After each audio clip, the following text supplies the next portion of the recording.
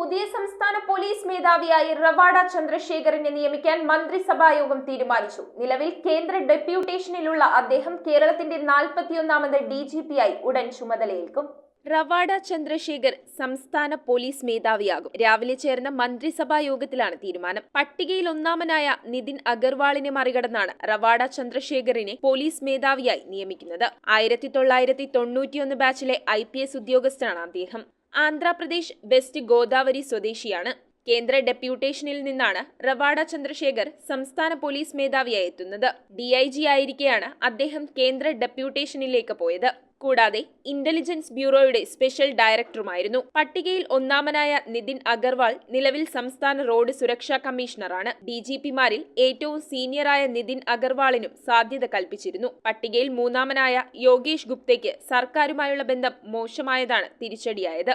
സംസ്ഥാനത്തിന്റെ 41ാമത്തെ DGP-യാണ് റവാഡ ചന്ദ്രശേഖർ. 2026 ജൂലൈ അവസാനം വരെയാണ് ചന്ദ്രശേഖറിന് സർവീസ്. എന്നാൽ സുപ്രീം കോടതി ഉത്തരവനുസരിച്ച് 1 വർഷം കൂടി അദ്ദേഹത്തിന് സർവീസ് കാലാവധി നീട്ടി നൽകാനാകും. News desk metro 7.